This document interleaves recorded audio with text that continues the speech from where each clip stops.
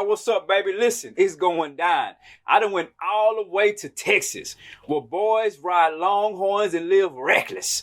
For my next guest, they went all the way from Texas to the motherland. I'm sitting down with an amazing family. They're about to share their story. And as we say back in Texas, it's about to go down.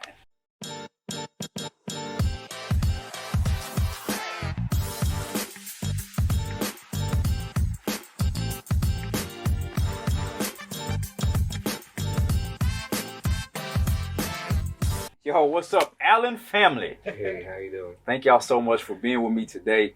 I'm excited to sit down, have this conversation. So, first and foremost, thank y'all so much for being with me today. Thank you for having us. And this is your first time, so welcome.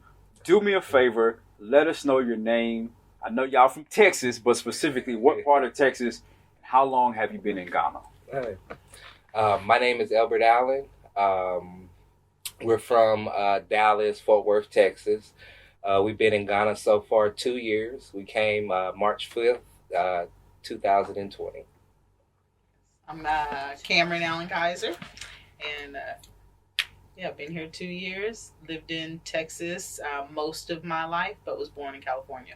Okay, fantastic. So you made your way all the way from Texas, the great state of Texas. Some would say the great country of Texas. Yeah. But you're here in Ghana now. Let's back up in the story. How did you hear about Ghana, and what was that initial thought that said we can actually maybe transition from living where we are now to making it a home, Ghana, that is? Okay, that's a very good question. I'm going to let my beautiful wife start first because she was actually the first one to come in 2017. Sure. So my sister, her and her husband were stationed here. He worked for the U.S. Embassy from 2016 to about 2018. And in 2017, she invited my mother, our oldest daughter, and I out. We came, and I really fell in love with the culture, the perceived freedom of it all. We're going to come back to that. Perceived freedom. Yeah. All right, we're going to come back to that. And we just I liked personally just seeing black faces on bills, on the money, seeing black doctors. Everyone was black. I just felt at home. And it's always been a dream of ours to leave the U.S. We just didn't know where we would go. But when Canada, we didn't know if it was Mexico. We were looking into getting our own island. We were open to any place but the U.S. really. But when I came here, it just felt at home. And then with just a little bit of history and research, we felt like this was the place that we were destined to be. Okay, so let me ask a question, and definitely share as much as you want to share or as little as you want to share. There's a lot of people watching this that live all over the world, and particularly people that are on the continent. They're scratching their head like, these guests are talking about they had to desperately get out of the U.S. Yeah. Explain it to me. I've never been to the U.S. From what I hear, the place has it going on. My first question would be, is the person scratching their head black or not? This is a Ghanaian. Okay. Born and raised in Ghana here. We do get that question a lot. So what's the big, why would you guys want to desperately leave when so many of us are trying to desperately go there? Well, for me personally, growing up in the United States, it's not easy. It's a lot of hidden racism, prejudices that you have to kind of develop a thick skin for. And as you grow as an entrepreneur, the racism and the prejudice can come out a little bit more in the open. And so just the struggles of starting my own business, going through the education system, getting a bachelor's degree, it was not an easy task as it's promoted globally. And so because of that, and knowing a lot of the history in the United States and how especially the people of color have been treated and are still put in a place there, rather than complain about it, we rather go. Wow. And so that's the common response you get from people. They're like, if you're happy, why don't you leave? Yeah. And so that's the step that we took. And so over the span of maybe 3 to 5 years, we looked into different countries, looked at their economic structures, things like that. And one of the things that really sold it for me for Ghana is that their official language is English. Okay. Yeah, let's be practical about it. Yeah. Yes. And so definitely that with her approval and saying that, oh man, it's beautiful, the people are nice, the content of TV is not all sex, murder, mayhem. It's a lovely country that embraces relationships, children, enjoyment, peace. These are things that much more mesh with who I am. And so I found a home here in Ghana. Yes. Wow. You know, one of the things that people talk about a lot is, you know, we talk about racism and stuff like that, and we're not going to go through a whole dissertation about what racism is and the difference between racial discrimination versus systemic racism and all that. But one of the things that people don't understand is there is actually a psychological impact of racism. Just because somebody doesn't come to your face and call you a derogatory term does not mean that there's not an enduring impact. In fact, the colleague that I work with on my nonprofit organization, he's a neuropsychologist. His research is all around like the cognitive, psychological impact of it. But you said something very crucial when you talked about the states, you talked about racism and stuff like that. And on contrast, when you talked about here, you talked about the things that are kind of like the peace and the culture, the community, the stuff that you really can't buy with money. That's correct. So you guys have been here for about a couple years. So tell me, let's say, if you could surmise your experience in that last couple of years, maybe give us some moments where you were just like amazed and thrilled to be here. And give us a real moment where you're like, you know what? I'm 2 seconds from slapping somebody.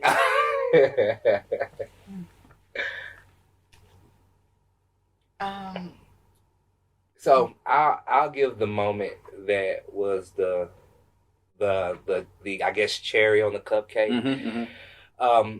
We looked into buying or purchasing properties in Prom, Cape Coast, here in Accra.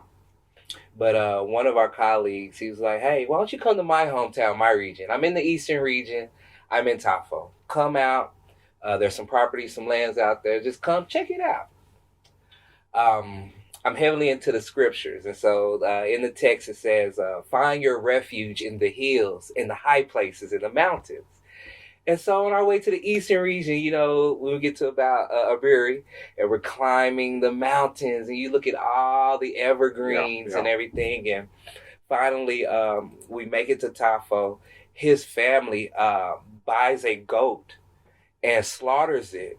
And we have a festival and a prayer to bring us into the Achim Tafo family. For real? I'm Nanaya Asari. And so, that right there, I've never had that type of hospitality. Wow. From complete strangers. Wow. And so my son, it was very important for him to find a grandmother, because his grandmother is at the time, she wasn't here. She's here now. I get you. But at the time, you know, cousins, the things that, you know, most people say they cannot leave. We found it here, and they took it, and they really brought us into the fold and made us Ghanaian. And so when I speak with anyone, I tell them I'm Ghanaian, and I give them my Nanaya Asari, and that I'm a Chimtafo. I have that identity, and I think that's important for a lot of individuals from the diaspora to be able to come and find a family that they can really anchor to feel like they are here, that they're Ghanaian. And so that was a big moment that really, like I said, confirmed that we are in the right place. So then we went ahead and proceeded with purchasing the land, beginning our projects. A lot of their family is able to oversight it while we travel back and forth. And so it has really worked out. And I noticed that a lot of individuals who do go back, who come here for a while, they didn't have that. and they say they can't put up with it, and they feel like they're a foreigner and a stranger. And we were luckily able to find that family, and we don't have as much as those emotions. Mm. Wow, so that's amazing. So I want to get to the maybe a frustrating moment, but before I get there, you mentioned something that made me think about one of the main reasons why people from the diaspora find meaning and purpose and significance, particularly just coming to the continent. And this word you mentioned, identity. And I try to explain this for people who know who they are, what it's like. And, you know, imagine, for example, like I read the scriptures as well, talking about the Bible, right? There's a verse that talks about that goes through 42 generations of Jesus, Yeshua. 42 generations, right? What I tell people is think about the type of historical perspective you would have about yourself if you knew 42 generations back. Think about black folks in America particularly. Some of us don't know one generation because we don't know mama or daddy. Let alone 2 generations, grandma and grandpa on both sides. 3 generations, you hard pressed to find it. Yeah. So we literally don't know who we are sometimes past 1 generation. That's me and you right here. So we literally have no historical accord of who we are, and most of what we have been taught is created by narratives that has taken who we are and twisted it, perverted it, manipulated it to make us feel like we're less than. That's correct. And people say, why don't you just learn from the internet? This is like me telling you, go and research some random word you never heard of, and you never heard of it. That doesn't make sense. Where do you start? But identity. So you found a piece of identity here. That's right.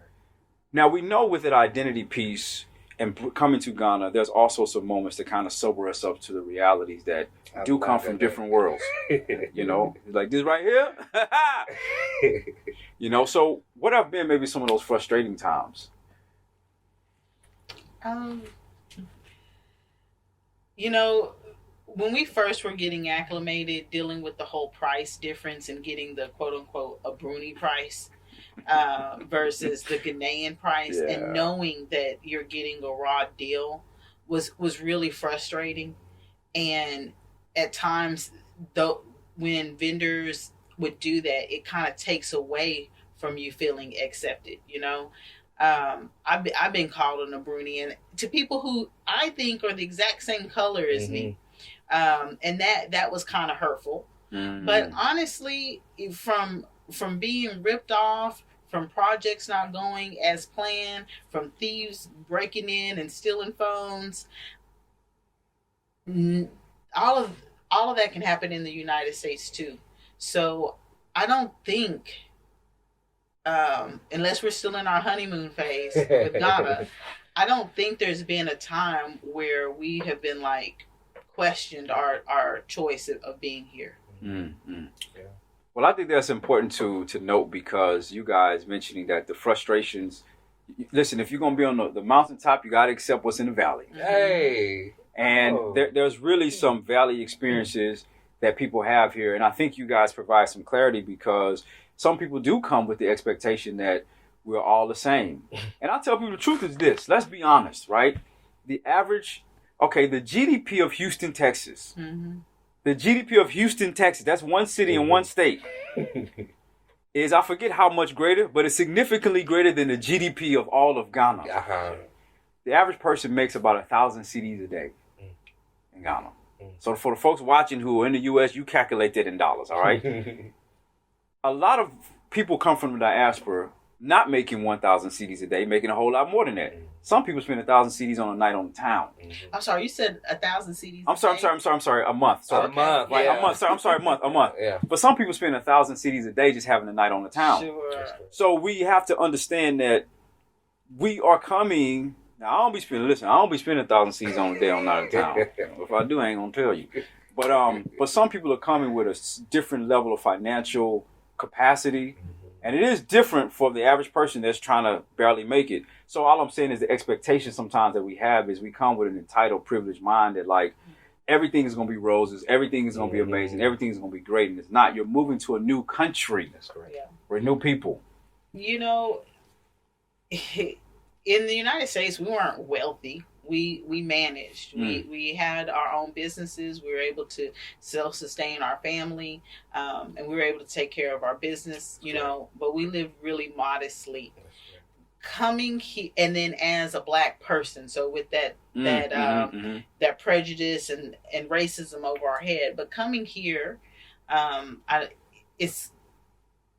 it's great for us, but I don't know how the typical Ghanaian would see it. But for us, we were immediately catapulted into a higher class society, meeting people that in classes that we would not ever have the opportunity to meet in the United States. Within just a few months of getting here, just our network grew from people, who work for the UN to, just all these different high class types of people that we would never be able to stand in the same room with if we had been in the United States. And so it does come with coming here, comes with a type of there's advantages. What is the word I'm thinking of? I can't. The word has slipped my mind. Yeah. But yeah, we definitely have taken a step up in perceived class, and it's just opened our eyes to what we really can do.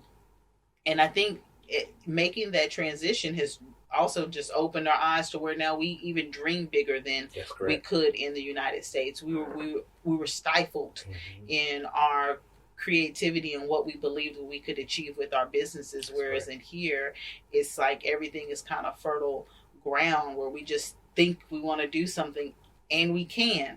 Now, whether that's because the system for to do it here is easier, or because we are not stifled by the system in the United States, or our perceived place in the United States, I can't say. So let me pause real quick. I forgot, I didn't notice this. I'm sorry. You can keep the cameras rolling. I forgot that your mic is, so if you could turn the mic to the outside of your collar, just like that, but just have the metal part on the outside of your shirt. It was on the inside. Yeah, that'll be cool. I just not noticed. So hopefully the sound ain't too bad for half the video. It'll be all right though. Okay, cool. So I'm gonna pick right up from there. That's a really interesting observation, because it's true. When you come here, you do get catapulted into a different class. And I think my experience was, I had this moment where I kind of said, you know what? I see why some people in the States, when they reach a certain financial status, they don't think about Black stuff as much. Because when you get the ability to get to a certain financial level and you travel and stuff like that, it's not the everyday part of your experience. It doesn't mean you're not Black no more, but the reality is, when you got to think about it every day and it impacts you, it's different from when you come to Ghana and you literally don't have to make a conscious decision about, I'm alone at night, it's 5 of us, we in this neighborhood, we need to get out of here before this police will call. Or I'm in the grocery store, I got my locks, and there's a little white woman in front of me. She's holding her purse. You don't have to think about. So it gives you the ability and the freedom to think about, how can I explore other options? How can I create a life for myself that really is beautiful and abundant? And you guys are doing some work in that. And off camera, we were talking a little bit about this whole mission of like self-sustainability. So talk a little bit about maybe some of the work that you do here, and then even how that is progressing you towards that kind of self-sustainable life that you want to accomplish in Ghana. Oh, excellent question. Well, I'm a internationally certified green building inspector. I'm also a certified edge expert, which means I'm able to recommend, look for deficiencies in green building systems. One of the main goals of green building is sustainability, whether it comes from water, energy, or even the materials we use to construct buildings.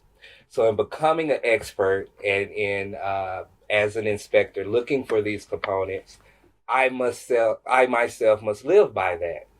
And so the projects that we have right now, all of our homes run off complete solar. We have our own borehole. We're getting ready to build a self-sustainable farm, which will have tilapia and about 200 to 300 grow beds that will produce about 2,000 heads of lettuce per month. And just in going for sustainability and going green, we see that it's also an opportunity for a business opportunity to put these packages together, to be able to present them to individuals, have the land plots, things like that set, so that one can, invest into a green building project here in Ghana, and it be for themselves, and it be as a refuge. I tell a lot of people, Ghana doesn't have to become your new permanent home, but you can have a home in Ghana. And if you have family in Europe, family in the States, of course you want to visit your family, your mom, And so to be able to have a home, a permanent residence that's self-sustaining, that could be generating income, it won't be as much of a cost in traveling back and forth. And you'll have a way to earn wages in Ghana if you're not able to earn, wages still in the United States. And so Building Inspectors of Ghana, along with Keys of Sankofa, that's our real estate firm, we put these packages together and promote them for people to purchase and to partake in. And so I guess basically to answer your question, in me obtaining these certifications, I saw that it's good for us. And then in us applying these measures to our own projects, we have a product that is green friendly. And what we're looking at as far as the forecast till 2050, this is the initiative that globally everyone will have to take part in. So we can be a little bit in front of the curve, and you can go ahead and begin and solidify your place in a global green market before really now it's mandated that everyone complies. Wow. So I guess green is the new black. Yes. Green is the new black. And the new gold. And the new gold. Mm-hmm. Hey, that's my thumbnail. All right, so he mentioned a little bit about real estate. So can you talk to us a little bit about what some of your real estate endeavors are here, or even or abroad? Sure. So I am a real estate agent, a realtor. I have and own my own brokerage in Texas that my daughter, who is also a licensed realtor, she's actually a 4th generation realtor. I'm a 3rd generation realtor. Wow. That we run in the United States. When we got here, I wanted to bring my passion for real estate here. I joined the Ghana Real Estate Professionals Association, also known as GREPA, which is setting up and working towards and has also created the legislation that is now in effect to oversee and bring a type of professionalism to the real estate industry here in Ghana. So that organization partners with the National Association of Realtors to bring stability to Ghana. With that, I have had a few listings, from some $1 million listings to some smaller ones. The market here is crazy. And for a while, I wasn't sure exactly if selling real estate per se was for me here, because it can be really tricky. People have gotten scammed. We're fortunate enough that we haven't. But I've heard really horrible stories, and I don't want to be tied to that. So instead, Keys to Sankofa more so works as a consultant. And we do have partnerships with agents that we trust that can source the land deals and the properties and all of those things. But my goal is to help the diaspora community expats rather, come back and establish self-sustainable living in partnership with. And guys, listen, as always, I put the information for our guests right there in the description. So if you're asking yourself, how can I take advantage of the consultation and opportunities, or just the insight that they have, the information is right there in the description. So you see the title? Okay, go down a little bit more. Boom. Information is right there, all right? So you guys are doing some great work here in Ghana. It's been 2 years. that you've been here, has some highs, has some lows, but overall, this is where you're supposed to be from what you guys mentioned. What I want to transition to now is, as we get ready to go to the next part, is talk to you about folks that are like you back in the States. From all that you've learned, what would be maybe some of the key pieces of advice you would give those individuals wanting to relocate to Ghana? Oh, that's a great. For me, the rolling blackouts. We're somewhat used to it in the States. We'll have maybe a blackout maybe once a quarter. I wasn't used to it. Right. And so, but coming here, any given moment you can have the electricity, no power to your home from anywhere from 5 minutes to 1 or 2 days. Same thing with the water supply. And so that's why on our land we have our own borehole and our own solar power. That's a beautiful thing about Ghana, is that there isn't much regulation and restriction on self-sustainability. In the States, you drill a borehole, you got to get certification, you got to be within a proper jurisdiction, things like that. And so with here, it's much easier. I guess the next thing would be the traffic. Really, I would say when you first move here, use a public transport such as Uber, some taxis if you trust the individual, but get used to traffic flows and kind of learn the peak hours and times before you purchase a vehicle. And even when you purchase a vehicle, maybe having a driver for the first month or two, just so that you can then become comfortable with navigating through. And lastly, just the sewage smells sometimes. When you're eating in a restaurant, when you're casually walking down the street, when you go into a hotel that you're staying in, and it's a 5-star hotel. Some of the plumbing applications that they use here are not the most current. I get you. And some of the material that they're using for their drain piping is not the proper material. So just these couple things can really correct these issues, that issue with the sewage smell. So how can somebody coming, they're going to have to be in that, but what can they do to because they ain't going to be able to avoid it. So what would your advice be? Are you saying they should just be prepared for Bingo. it, or okay? Because when we sometimes speak, we speak like it's a land flowing with milk and honey, and it is, but there's bees too, some right? Bees too, yeah. And so understanding all of that up front, it's even like we're doing a building inspection. We let the client know what's wrong up front.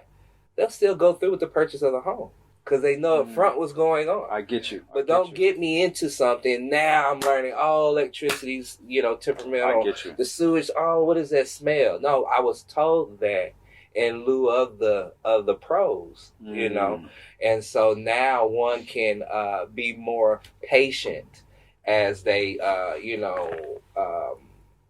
get more acclimated to the new surrounding. Wow. Yeah, those are, for folks watching, that may seem simple, but what he's saying is really heavy. Take it from someone living here. I had days where I did a video about sanitation, talk about the historical, why it is the way that it is. And I told someone that there were times where I would just want to go take my son out for a walk. And I'd be like, I don't even want to walk no more. After you walk over a couple different piles of feces and stuff, you're like, you know what? Let me go back into the house. Let me let him watch something, on the phone or whatever. But he's saying some really good stuff. So you definitely need to take notes and make sure to check out the description below. Go ahead. And some of the coastlines here in more of the populated areas, there are residents that still live right on the coast. And they have, they do the best they can to build a little shed home. Sometimes they'll just, take some lumber and, put some sheet metal. And so they use the coastline for the restroom, to be able to, And so that was really shocking. In my casual walk along the coast, meet an area where it's for using the restroom. And even the locals would look at me like, where is he going? You can tell that he's just casually walking and not, and so that was really shocking to me that the coastline could be used as a bathroom. What I always say is that you have to shed your ideas of what good is. That's correct. Because it's always going to be based off of Western or American standards.